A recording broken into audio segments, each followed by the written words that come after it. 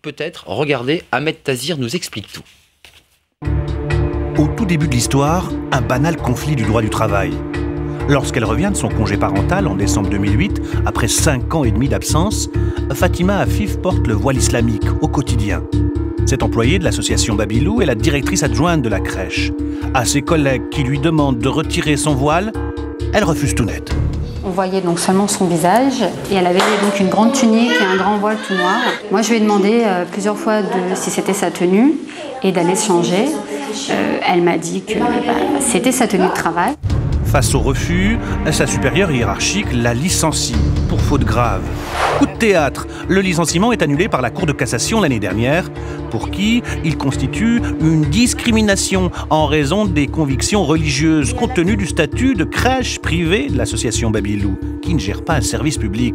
En France, l'obligation de neutralité est exigée par la loi de 1905 uniquement dans la fonction publique. Revirement de la Cour de cassation cette semaine, la plus haute juridiction judiciaire confirme le licenciement de la salariée voilée.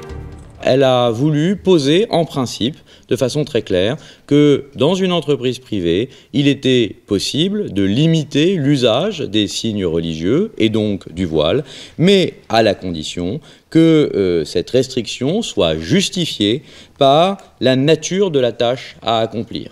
Au tribunal, la directrice de la crèche estime qu'elle a eu raison de licencier son employé. La crèche, c'est une association 1901 sans but lucratif.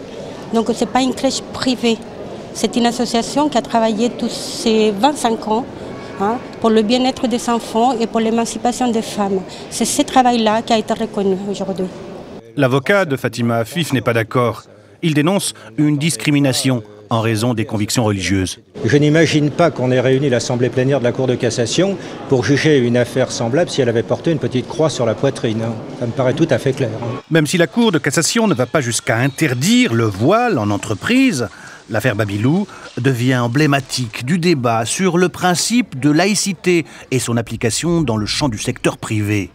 À l'Assemblée nationale, même si on n'aime pas trop commenter les décisions de justice, on se réjouit de ce dénouement. Pour moi, il n'est pas question que le principe de laïcité soit transgressé, y compris dans l'univers professionnel. Le principe de laïcité s'applique partout, sur le sol de la République, que ce soit dans la fonction publique ou que ce soit au sein de l'entreprise privée. D'autres députés sont plus circonspects et commencent à en avoir assez qu'en matière de laïcité, on désigne du doigt toujours les mêmes.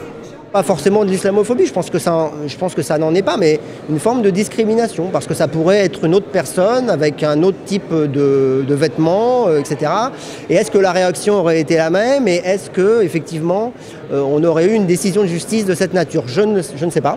Je m'interroge. Je trouve que sur cette question du voile, c'est toujours perçu, alors soit dans un mode stigmatisant par rapport à une population ou par rapport à des femmes. Je dis par rapport à une population, on va parler de la communauté musulmane, comme ça on se dit clairement les choses, mais d'un autre côté, on s'enferme aussi à chaque fois par rapport à cette communauté, on s'enferme tout le temps sur la question du voile. Pour ce qui est de la justice française, c'est la dernière décision qui puisse être rendue.